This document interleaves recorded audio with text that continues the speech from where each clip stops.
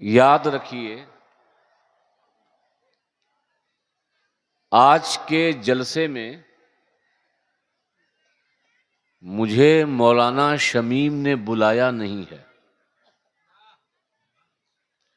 اور نہ ہی یہاں کی کمیٹی نے بلایا ہے، بلکہ میرے مخدوم نے مجھے یہاں بھیجا ہے۔ آپ لوگ بھی سبحان اللہ بول دیجیے، بتانا پڑے گا کہ سبحان اللہ کا کتنا ثواب، بول دیجیے سبحان اللہ۔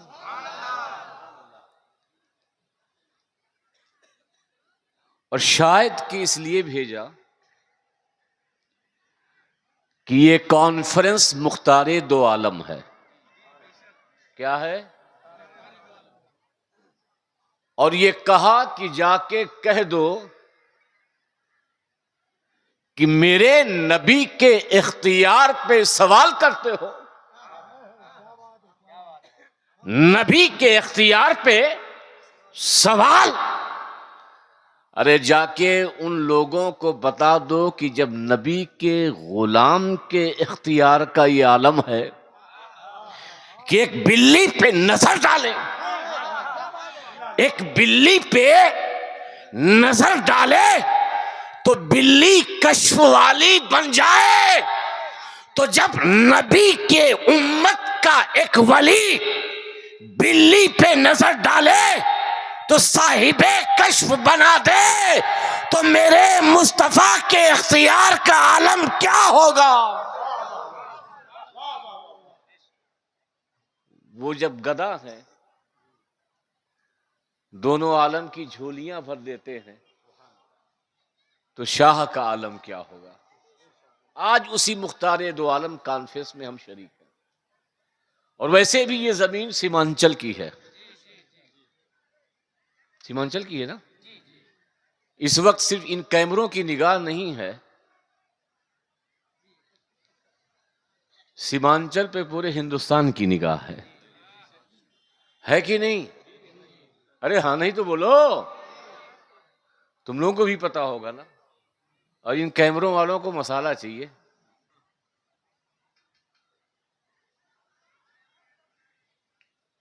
لیکن کوشش کروں گا کہ بات وہ بولوں جو حق ہو اور سب کے لیے موضوع اور مناسب ہو۔ لیکن اس سے پہلے آئیے ہم رات جھوم کر گنبد خضرا کا تصور کر کے عقیدت و محبت کے ساتھ نبی کی بارگاہ میں باواز بلند درود پاک پڑھ لیں۔ اللہم صلی علی سیدنا محمد وعلی آل سیدنا محمد وبارک وسلم، صلاۃ و سلام علیک یا رسول اللہ یا حبیب اللہ صلی اللہ تعالی علیہ وسلم۔ ایک بار اور باواز بلند پڑھ لیں۔ اللہم صلی علی سیدنا محمد وعلی آل سیدنا محمد وبارک وسلم، صلاۃ و سلام علیک یا رسول اللہ یا حبیب اللہ صلی اللہ تعالی علیہ وسلم۔ دو اشعار بلکہ تین اشعار، اس کے بعد اور بھی دو تین شعر کہ ملی جو ہم کو وراثت میں وہ شان باقی ہے۔ نہیں بولیو سبحان اللہ۔ آج ہم بالکل الگ انداز میں بولیں گے، وہ نہ میرا انداز نہیں، یہ سب کی آپ سے بلوائیں۔ فائدہ یہ ہے کہ آپ بولیں گے تو آواز کے تسلسل سے گرمی پیدا ہوگی، ٹھنڈک دور ہوگی۔ ملی جو ہم کو وراثت میں وہ شان باقی ہے، وہی عروج وہی آن بان باقی ہے۔ اور وہ یزید تھا، وہ یزید تھا جو مٹ گیا زمانے سے، وہ یزید تھا جو مٹ گیا زمانے سے۔ ارے یہ حسین ہیں جن کا نشان باقی ہے، یہ حسین ہیں جن کا نشان باقی ہے. کربلا تو 1300 سال پہلے ہوئی، مگر کسی نے کیا کہا ہے کہ اگر پھر ہو کوئی کرب و بلا تو مت ڈرنا. اگر پھر ہو کوئی کرب و بلا تو مت ڈرنا، میرے نبی کا ابھی خاندان باقی ہے. اگر پھر ہو کوئی کرب و بلا تو مت ڈرنا، میرے نبی کا ابھی خاندان باقی ہے. اور میں نے علی کا نام لیا. کس کا نام لیا؟ میں نے علی کا نام لیا. ان کو لگ گئی. میں نے علی کا نام لیا، ان کو لگ گئی. میرا ہدف تو اور ہی تھا، ان کو لگ گئی.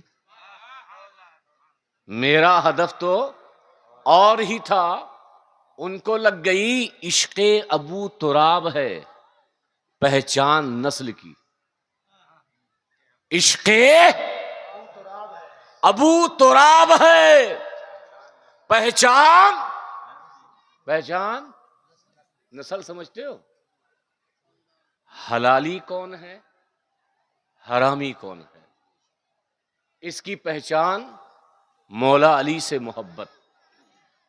جس کے دل میں مولا علی سے محبت ہے وہ حلالی ہے. جس کے دل میں بغض ہے وہ حرامی ہے. اور یہ بات میں نہیں کہتا، کتابوں میں آیا ہے. مولانا کفیل صاحب ماشاءاللہ بڑے اچھے ناظم ہیں. عام طور سے ہندوستان میں ناظم جاہل ہوتے ہیں، مگر جامعہ اشرف سے فارغ مولانا کفیل انور صاحب ہیں. بہترین نظامت ہے. اور بھی ہے ناظم، ایسا نہیں ہے، لیکن الحمدللہ نظامت کا جو طریقہ، جو سلیقہ، مختصر، خیر الکلام ما قل و دل، اس کے پورے مصداق مولانا کفیل انور صاحب ہیں. ایک عربی، توجہ ہے، جس کی شادی ہوئی،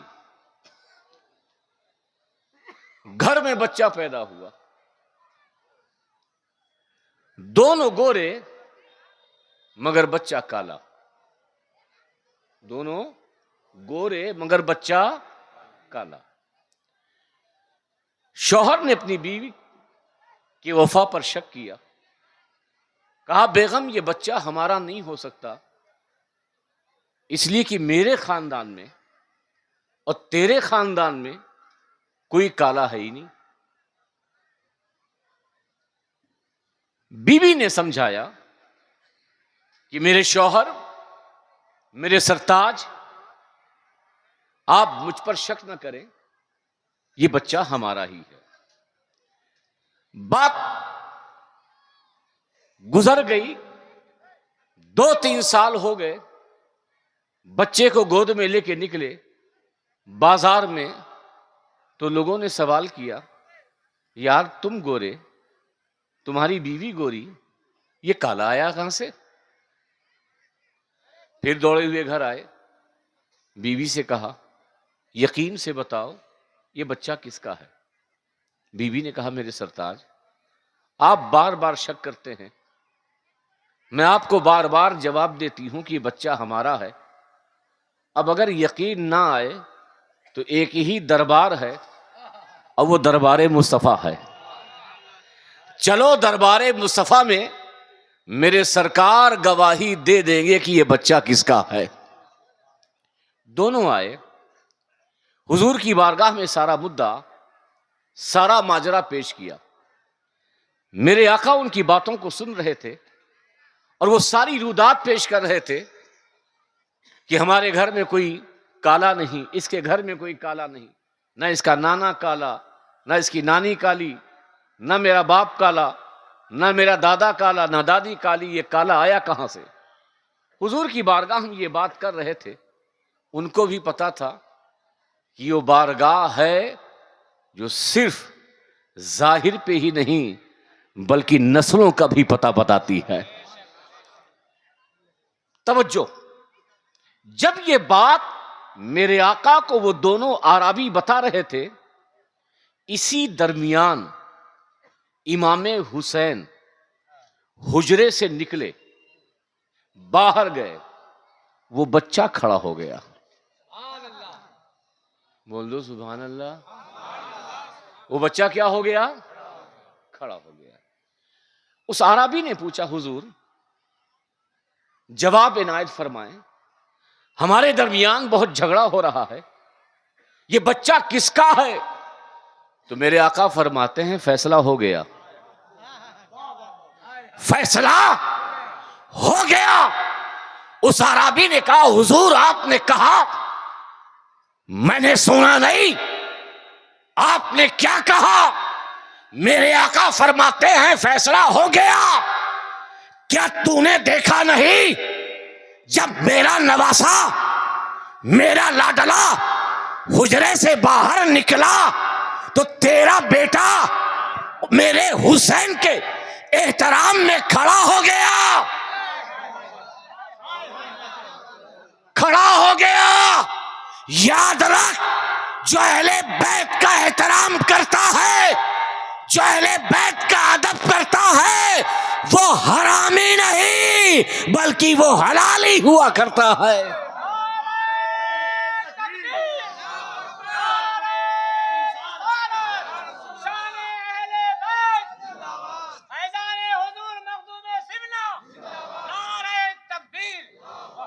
عشق ابو تراب ہے پہچان نسل کی. اور کسی نے بھی بڑا خوب کہا تھا کہ جن کو خانقاہوں سے تربیت نہیں ملتی، در بدر بھٹکتے ہیں، شہریت نہیں ملتی. اور شجرہ ہم نے دیکھا ہے دشمنان حیدر کا، ماں کا نام ملتا ہے ولدیت نہیں ملتی. میں یہ بات اس لیے کر رہا ہوں کہ آج شاید ایک دور رہا ہو، تبھی تو حضرت ابو سعید خدری کو محفلوں میں علی علی کہنے کی ضرورت پڑی. حضرت ابو سعید خدری فرماتے ہیں جب ہم کسی محفل میں جاتے تھے تو وہاں علی علی علی علی کیا کرتے تھے تاکہ ہم پہچان جائیں کون مومن ہے اور کون منافق ہے. تو علی کا نام مومن اور منافق میں ایک امتیاز، جس کے چہرے پہ خوشیاں ظاہر وہ مومن، اور جس کے چہرے پہ خوشیوں کے آثار نمودار نہ ہو وہ منافق ہے. آج وہ پہچان ختم نہیں ہوئی ہے. علی کا نام سنتے ہو تو خوشی حاصل ہوتی یا نہیں؟ بولو، خوشی حاصل ہوتی ہے کہ نہیں؟ لیکن ہم وہ علی والے ہیں جو صحابہ کا احترام کرنے کے ساتھ علی علی کرتے ہیں. ہم وہ مولا والے نہیں کہ علی علی کریں اور صدیق اکبر پر تبرہ کریں، فاروق اعظم پہ تبرہ کریں، صحابہ کرام پہ طعن و تشنیع کریں. یاد رکھو صحابہ کے گستاخ رافضی ہیں، مگر جو صحابہ کا ادب کرے اور علی علی کرے یہی سنیت ہے، یہی عبادت ہے.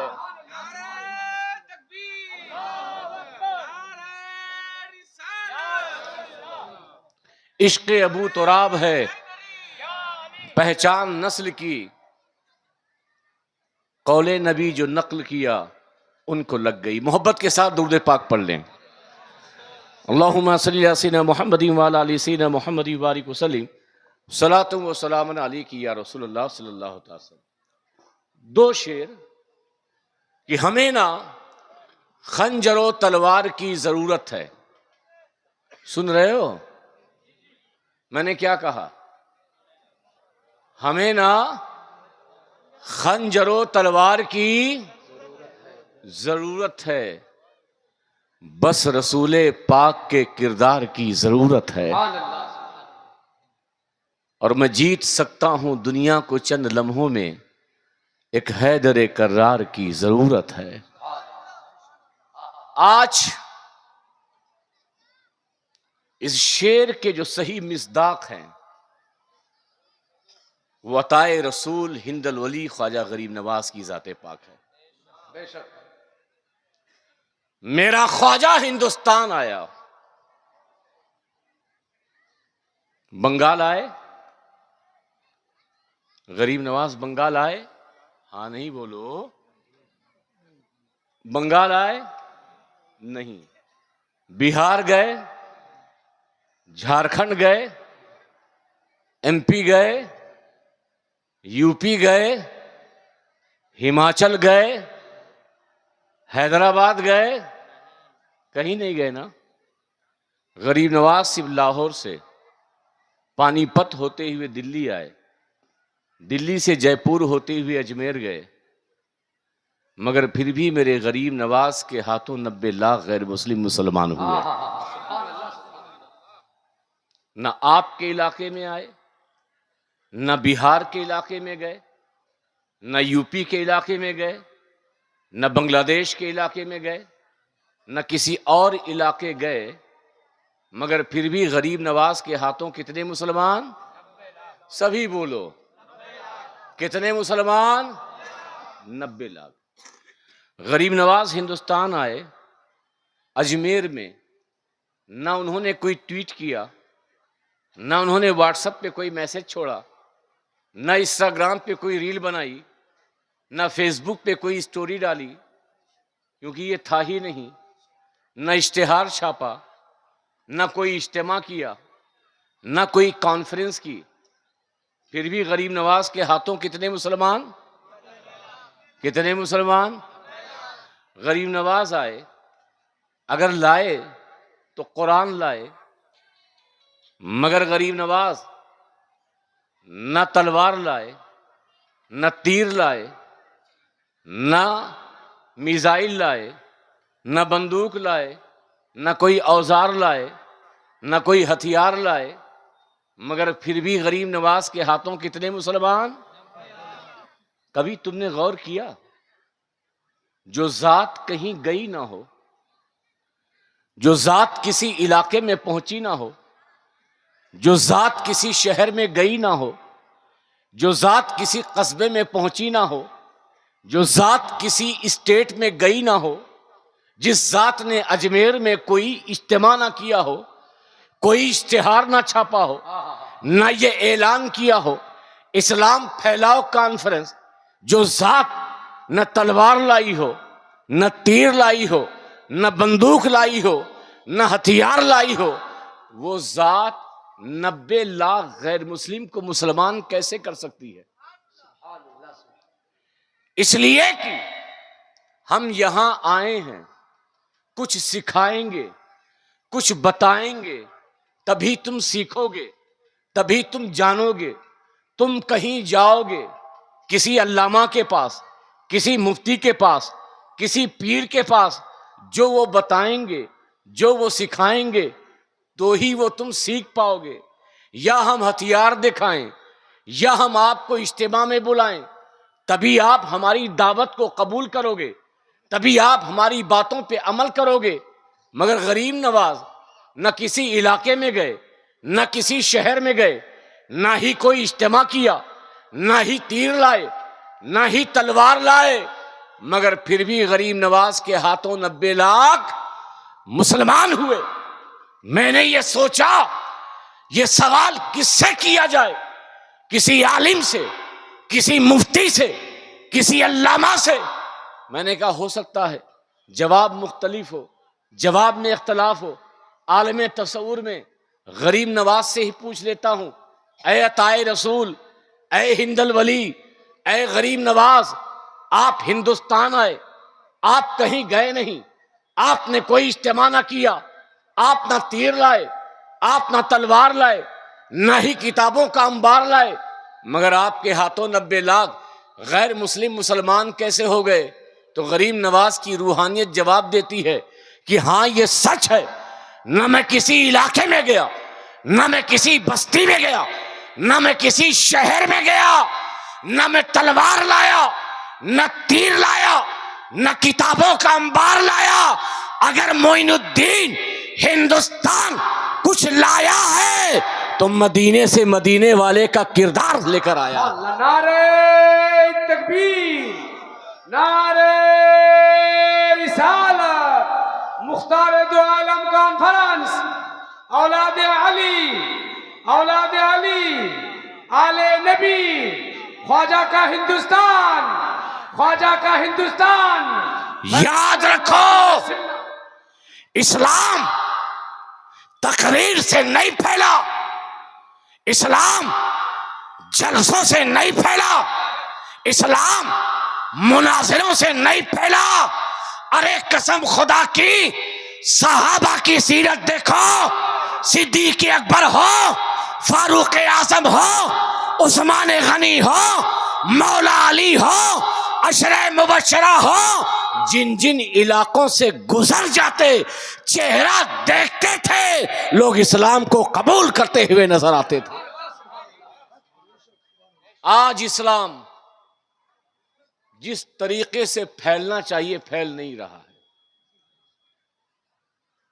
اس کی وجہ جانتے ہو؟ بہت ہیں۔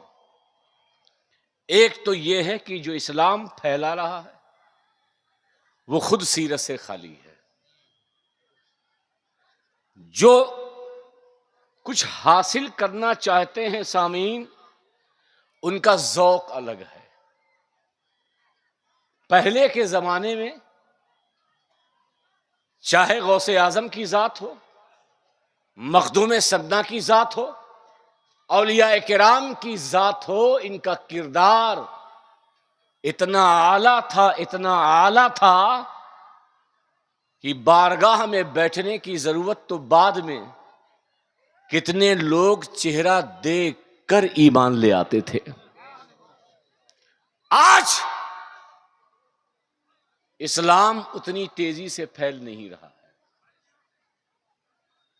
وجہ یہ ہے کہ جس چیز کی ضرورت قوم کو سب سے زیادہ ہے، ہماری قوم تو قوم، ہم جیسے لوگوں میں وہ چیز بالکل پائی نہیں جاتی۔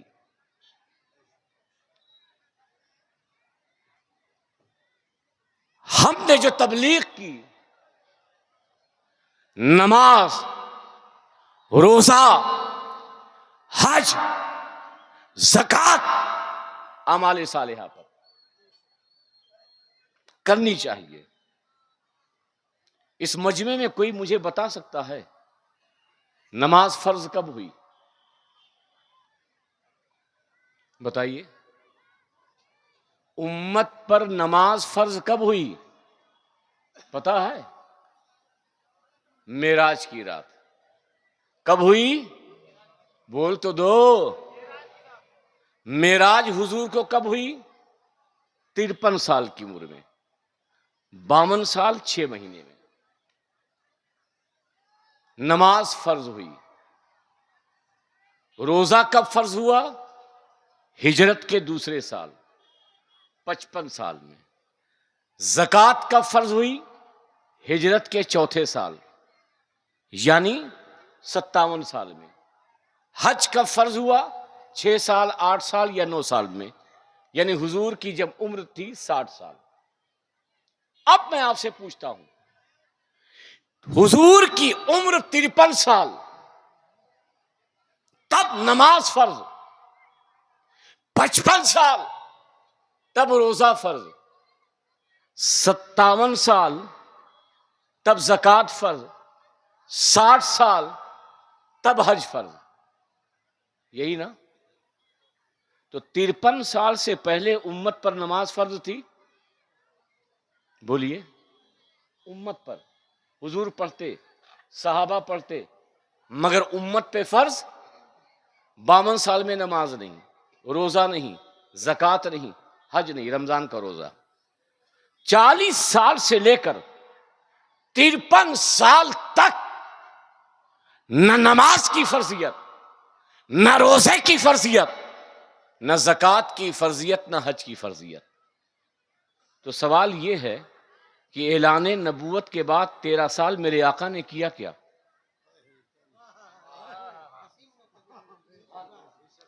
نماز کی تو تبلیغ کی نہیں ہوگی،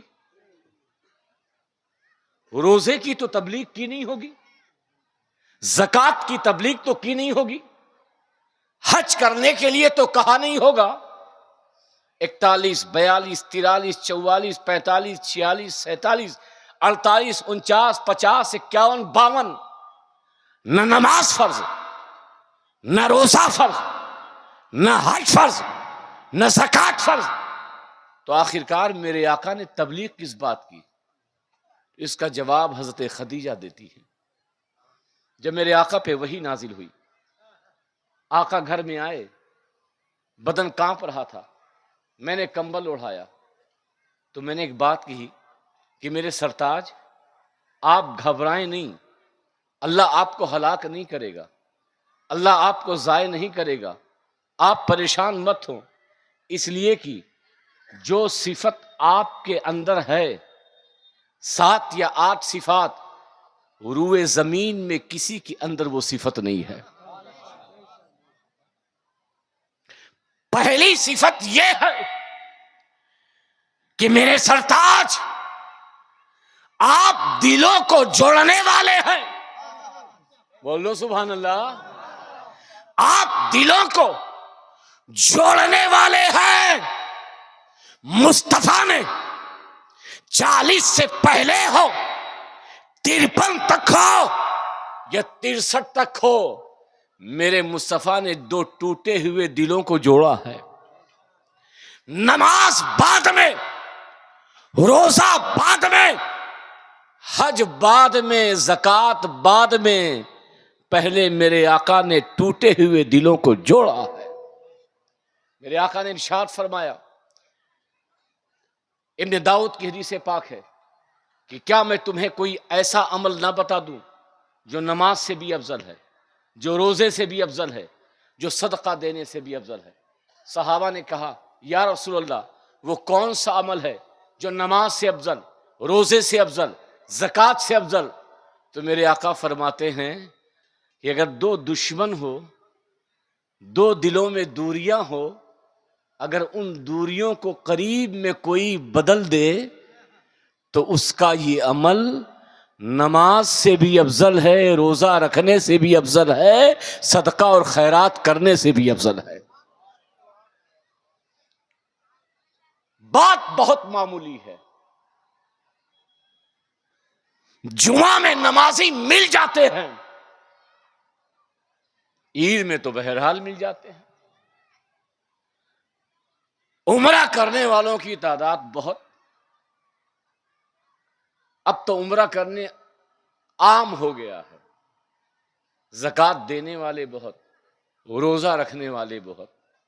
مسلمانوں ایمانداری سے بتاؤ، تم نمازی تو بن گئے ہو، روزے دار تو بن گئے ہو، زکوٰۃ دینے والے بن گئے ہو، خانہ کعبہ کا طواف کرنے والے بن گئے ہو. جس چیز کی تبلیغ مصطفیٰ نے پوری زندگی کی ہے، دلوں کو جوڑنا، کیا کبھی تم نے اپنے علاقے میں دلوں کو جوڑنے کی کوشش کی ہے؟ بولیے. آج مسلمانوں کا المیہ یہ ہے، پہلے مسلمانوں کی پہچان کہ مسلمان بڑے پیار سے رہتا ہے، مسلمان شیر و شکر ہو کے رہتا ہے، مسلمان اتحاد کے ساتھ زندگی گزارتا ہے.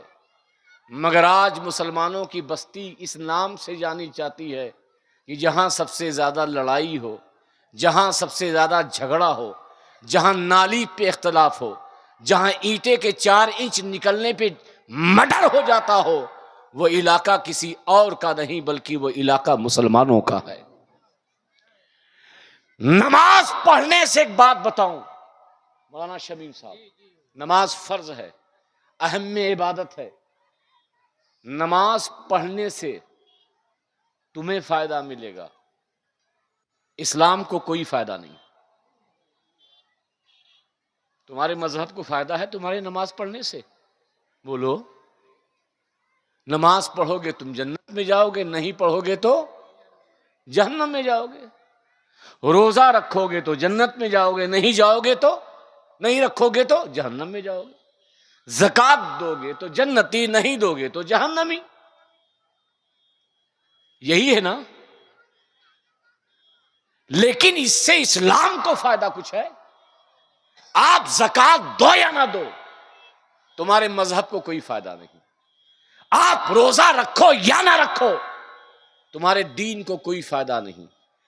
آپ حج کرنے جاؤ یا نہ جاؤ، مذہب اسلام کو کوئی فائدہ نہیں۔ لیکن ہاں، اگر تم نے اخلاق کی، نبی کی سیرت پر گزر کر اپنی زندگی کو گزاری، کبھی جھوٹ نہیں بولے، جوا نہیں کھیلا، شراب نہیں پیا، ایماندار رہے، وعدہ خلافی نہیں کی، دوستی نبھاتے رہے، پڑوسیوں کا حق ادا کرتے رہے، ماں باپ کا احترام کرتے رہے، تو نماز سے تمہیں فائدہ ہے، مگر نبی کی سیرت پر عمل کرو گے تو صرف تمہیں ہی فائدہ نہیں ہے بلکہ مذہب اسلام کو فائدہ ہے۔ جب تم گزرو گے تو لوگ کہیں گے کہ عبداللہ اتنا اچھا ہے تو اسلام کتنا پیارا ہوگا، جب یہ کتنا سچا ہے تو اسلام کتنا سچا ہوگا۔ آج مسلمانوں کی جو سب سے بڑی کمی ہے کہ ہم پیدائشی مسلمان تو بن گئے ہیں، نام کے مسلمان تو ہو گئے ہیں، مگر حقیقت میں جو مسلمان ہونا چاہیے تھے وہ ہم نہ بن پائے۔ آپ کیا ہیں، ہندو ہیں کہ مسلمان؟ سبھی بولو، ایک دم جھوٹ نہیں بولنا، صحیح بولنا۔ سکھ ہو، جینی ہو، ہندو ہو، پنجابی ہو، مسلمان ہو، کیا ہو؟ ارے تو سب بول دو بھاؤ، آپ لوگ کیا ہو؟ کیا ہو؟ مسلمان ہو نا؟ یہ مسلمان آپ کو میں نے کہا ہے کہ آپ نے خود کہا ہے؟ آپ نے خود کہا ہے۔ تو بس گزارش یہ ہے کہ جو تم نے اپنے آپ کو خود کہا ہے وہی تم نظر آؤ۔ تم نے اپنے آپ کو مسلمان کہا ہے تو قسم خدا کی مسلمان نظر آؤ۔ تم نے اپنے آپ کو مسلمان کہا ہے تو کبھی پوری زندگی جھوٹ مت بولو، کیونکہ مسلمان وہ ہوتا ہے جو کبھی جھوٹ نہیں بولتا، مسلمان وہ ہوتا ہے جو کسی پر ظلم نہیں کرتا، مسلمان وہ ہوتا ہے جو ماں باپ کا احترام کرتا ہے، مسلمان وہ ہوتا ہے جو جوا نہیں کھیلتا، مسلمان وہ ہوتا ہے جو شراب کی طرف ہاتھ نہیں لگاتا۔ اگر تم نے اپنے آپ کو مسلمان کہہ دیا ہے تو وہی مسلمان بن کر دکھاؤ۔ اسلام جو پھیل نہیں رہا ہے، آج ہم غیروں کا شکوہ کرتے ہیں کہ غیر ہمارے پیغمبر کی گستاخی کر رہا ہے، کہتے ہیں کہ نہیں؟ اس سے کہیں زیادہ ہم گستاخ ہیں، بات بری لگے گی، اس کو تو پیغمبر کے بارے میں معلوم نہیں اس لیے گستاخیاں کر رہا ہے، اور ہم نے جس نبی کا کلمہ پڑھا ہے نا، ہم نے کبھی اس نبی کی پوری سیرت کا مطالعہ کیا ہی نہیں۔ جس کا کلمہ پڑھتے ہو اس کے کردار کو نہیں جانتے، جس کا کلمہ پڑھتے ہو اس کی زندگی کو نہیں جانتے، جس کا کلمہ پڑھتے ہو وہ اپنوں کے ساتھ کیسے رہتا تھا یہ نہیں جانتے، جس کا کلمہ پڑھتے ہو وہ ظلم اس نے کیسے سہا یہ نہیں جانتے، جس کا کلمہ پڑھتے ہو اس نے ایثار کی کتنی بڑی مثال دنیا کے سامنے پیش کی ہے تمہیں پتہ نہیں۔ کلمہ پڑھ رہے ہو تو نبی کی سیرت پر عمل کرو۔ میں ایک واقعہ بیان کر کے اپنی بات کو ختم کروں گا کہ حضرت فخر جہاں دہلوی، کیا نام ہے؟ فخر جہاں دہلوی، یہ حضرت محبوب الہی کے خلیفہ تھے۔ اپنے مریدوں کے ساتھ جا رہے تھے تو راستے میں ایک پنڈت دکھائی دیا. وہ پنڈت کمزور تھا، ناتواں تھا. حوض پر اپنے بھکتوں کو وہ اسنان کرا رہا تھا. تو دیکھا کہ سارے موٹے موٹے جو پنڈت ہیں ان کے پاس تو بھکت ہے، مگر ایک کمزور پنڈت ہے، اس کا کوئی بھکت نہیں. تو اپنے مریدوں سے کہا کہ اگر آپ اجازت دو تو میں اس پنڈت کے چہرے پہ مسکان لے آؤں. مریدوں نے کہا حضور آپ ہمارے پیر ہیں، ہم آپ کو کیا اجازت دیں گے؟ آپ اگر چاہتے ہیں تو آپ خود ہی جائیں اور اس پنڈت کے چہرے پہ مسکان لائیں. حضرت فخر جہاں دہلوی نے لباس بدلا، پنڈت کے پاس گئے. کمزور تھا، ناتواں تھا، بوڑھا تھا. کہا ہمیں اسنان کرنا ہے. اس نے اسنان کرایا. آپ نہا کے باہر آئے، آپ نے اس کو 5 روپیہ دیا. پنڈت کے چہرے پہ مسکان آ گئی. بولو سبحان اللہ، تاکہ مجھے لگے کہ بیدار ہو. دوبارہ پھر گئے، ویسے ہی نہایا، پنڈت کو 10 روپیہ دیا، پنڈت کا چہرہ کھل گیا. تیسری بار گئے، پھر ویسے ہی کیا اور آپ نے پیسہ دینے کی کوشش کی تو پنڈت نے کہا کہ مہاراج اسنان بعد میں ہوگا، پہلے آپ آج ہمارے گھر چلیے. کہاں چلیے؟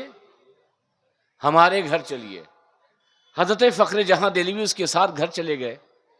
آپ کو تخت پر بٹھایا اور سارے پریوار والے، سارے فیملی والے نیچے بیٹھ گئے. تو حضرت فخر جہاں دہلوی نے کہا ایسا کیوں کر رہے ہو؟ میں تو تمہارا بھکت ہوں، تم مجھے اسنان کراتے ہو، تمہاری جگہ تخت ہے، میری جگہ زمین ہے، تم اوپر بیٹھو، میں نیچے بیٹھتا ہوں. اس پنڈت نے کہا نہیں، آج آپ بیٹھیے، کچھ بات کرنے کے لیے آپ کو میں نے بلایا ہے. بات یہ ہے کہ آپ جب پہلی بار آئے تو میں نہیں سمجھا کہ آپ کون ہیں. آپ جب دوبارہ آئے تو مجھے احساس ہوا کہ آپ اپنے نہیں ہو بلکہ آپ کوئی اور ہو. جب تیسری بار آئے تو مجھے یقین ہو گیا کہ آپ ہندو نہیں ہو، آپ مسلمان ہو. تو کہا کوئی بات نہیں، اگر تجھے احساس ہو گیا کہ میں مسلمان ہوں تو مجھے اپنے گھر لانے کی ضرورت کیا؟ تو اس پنڈت نے کہا مہاراج جس نبی کا امتی اتنا شاندار ہو، اگر اچھا لگے تو بول دو سبحان اللہ. جس نبی کا امتی اتنا شاندار ہو کہ غیروں کے چہرے پہ مسکان لانے کے لیے اپنا چولا بدل دے، وہ نبی کتنا شاندار ہوگا. ہم نے آپ کو گھر پہ بلایا اس لیے ہے تاکہ آپ اسی نبی کے دامن سے وابستہ کر دیں جو اس کا اختیار، جو محبوب ایک امت کا نہیں بلکہ ساری امتوں کا محبوب ہے، جس کا کردار اپنوں کے لیے ہی نہیں بلکہ جس کا کردار ساروں کے لیے پیارا ہے. اسلام کردار سے پھیلا ہے. محبوب الہی کی ذات پاک ہو، غریب نواز کی ذات پاک ہو، اولیاء کرام کی ذات پاک ہو، ان نفوس قدسیہ کے کردار نے دنیا کے سامنے اسلام پیش کیا ہے. آج تم بھی چاہتے ہو کہ تمہاری عزت ہو، آج تم بھی چاہتے ہو تمہارا احترام ہو، آج تم بھی چاہتے ہو کہ تم عزت کے ساتھ زندگی گزارو، تو تمہیں کچھ اور نہیں کرنا ہے بلکہ نبی کا غلام بن کر اس طور پہ رہنا ہے کہ نبی کی ہر ہر ادا کو قبول کرنا ہے. نعرہ لگانے سے کوئی عاشق نہیں بنتا، جلسہ جلوس کرنے سے کوئی عاشق نہیں بنتا. اصل عاشقی تو یہ ہے کہ محبوب نے جو کردار دیا ہے اس کردار پہ عمل کر کے جب تم نعرہ یا رسول اللہ کا لگاؤ گے تو قسم خدا کی اس نعرے کا اثر دوسروں پر بھی ہوگا اور وہی نعرہ تمہاری نجات کا ذریعہ بنے گا۔ آج نعروں کا اثر نہیں کیونکہ ہمارے کردار نہیں ہے، آج تقریر کا اثر نہیں کیونکہ ہم خود کردار سے خالی ہیں، آج پیروں کا اثر نہیں کیونکہ پیر عمل سے خالی ہے، خطیب کردار سے خالی ہے، تو بتاؤ یہ عوام کہاں کردار والی ہوگی؟ آؤ مل کر اسی نبی کی سیرت پر عمل کریں جس کو رب نے کہا فقد لبثت فیکم عمرا من قبلہ افلا تعقلون، یہ مصطفیٰ جو تم نے 40 سالہ زندگی ان کے سامنے گزاری ہے، یہی زندگی ان کے لیے بطور معجزہ ہے۔ ہم حضور کی سیرت پر عمل کریں، محبت قائم کریں، علماء کا احترام کریں، اپنے علاقے کی مسجدوں کو آباد کریں، اپنے علاقوں کے مدرسوں کو آباد کریں۔ یہ تو بڑی اچھی بات ہے کہ آپ کے علاقے میں خود مولانا شمیم صاحب جامع شب میں میرے ساتھ پڑھے ہوئے ہیں، اور یہ اس لیے نہیں کہہ رہا ہوں، میری عادت نہیں ہے کہ میں کسی کی تعریف کروں، یہ بخدا کہہ رہا ہوں، بڑی صلاحیت تھی، بڑے محنتی تھے، تقریریں اس دور میں بڑی اچھی کیا کرتے تھے، تب ہم لوگ بولتے نہیں تھے، جو کام دیا جاتا اس کام کو پوری محنت اور ایمانداری سے کیا کرتے تھے۔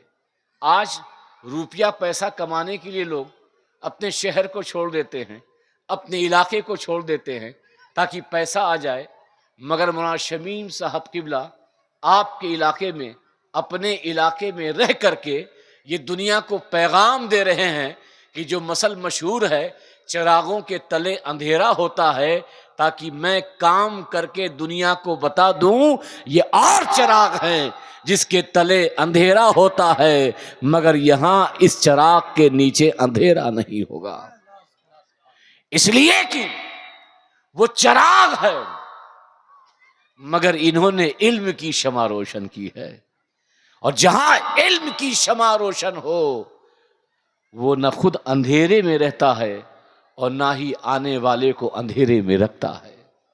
آج ضرورت ہے علاقے میں علم کی، عمل کی اور نبی کے پیغام کو عام کرنے کی، اور یہ کب ہوگا؟ جب ہم علاقے کے علماء کو مضبوط کریں۔ ہماری تو بڑی عجیب عادت ہے، پیر صاحب آ جاتے ہیں تو ہاتھ پیر چوم کے ایسا لگتا ہے کہ آج ہی جنت مل جائے گی۔ یہ قوم عجیب ہے، جتنی دور سے بلاؤ اتنے ہی زیادہ دیوانی یہ قوم، اور جتنے قریب سے بلاؤ اتنی محبت میں کمی۔ ابھی بغداد سے کوئی آ جائے، مدینے سے کوئی آ جائے، سید ہی آئے، پورا علاقہ بھر جائے گا، کیونکہ ہماری عادت عجیب ہے، اور ہم نے یہ بتا رکھا ہے کہ پیر صاحب کے قدم کے نیچے جنت ہے۔ نادانو، یہ بات کھل کے بول رہا ہوں، جس پیر کے قدموں کے نیچے جنت تلاش کر رہے ہو، جنت 700 کلومیٹر آنے والے پیر کے نیچے ہو یا نہ ہو، تیرے گھر میں جو چرپائی پہ لیٹی ہوئی تیری ماں ہے، تیری ماں ہے، اس کے قدموں کے نیچے تجھے جنت ملتی ہوئی نظر آئے گی۔ وہ جنت آپ کو نہیں چاہیے، پیر صاحب آ گئے، علامہ صاحب آ گئے، وہ جنت چاہیے۔ ارے ہمارا دیدار محبت سے کرو، کچھ ملے گا یا نہیں ملے گا مجھے نہیں پتا، مگر قسم خدا کی ایک بار ماں باپ کو محبت کی نگاہ سے دیکھ لو تو ایک مقبول حج کا ثواب ملے گا۔ تو علاقے کے علماء کی کوئی قدر نہیں، کیونکہ وہ قریب کا ہے، دور کا ہوگا تو صاحب کوئی بات نہیں۔ اپنے قریب علماء کی عزت کیجئے، اس نے اپنا وقت دیا ہے آپ کے لیے، آپ کی نسلوں کے لیے، آپ کے بچوں کے مستقبل کے لیے، آپ کی بچیوں کے مستقبل کے لیے، تو آپ ان کا ساتھ دیں گے کہ نہیں دیں گے؟ ارے بولو نا، دو گے؟ کیونکہ اس علاقے میں بچیوں کا مدرسہ بہت کم ہے. جامعہ قادیہ للبنات مولانا شمیم صاحب نے قائم کیا ہے. آپ ان کا ساتھ دیں اور دنیا کو بتا دیں کہ سیمانچل کے سنی مسلمان صرف دور سے آنے والوں کو ہی نہیں نوازتے بلکہ اپنے علاقے کے علماء کو بھی نوازتے ہیں اور ان کا ادب و احترام کرتے ہیں. ہم سب کی اللہ کی بارگاہ میں ہی دعا ہے کہ اللہ تبارک تعالی ہمارے اس جلسے کو قبول فرمائے. آمین تو بول دو. کوئی بجلی کا بل زیادہ تھوڑی آ گیا کہ پریشان ہو. آپ کا یہاں آنا، علماء کا بیٹھنا، سب اللہ اپنی بارگاہ میں قبول فرمائے. ہمیں نبی کی سیرت پر عمل کرنے کی توفیق عطا فرمائے. ہماری صفوں میں اللہ اتحاد فرمائے، علماء کا اقبال بلند فرمائے، اور ہمارے جلسے یوں ہی پھلتے پھولتے رہیں تاکہ دین کی تبلیغ ایک صحیح پیمانے پہ، ایک صحیح شکل میں ہوتی رہے. وما علینا الا البلاغ. السلام علیکم.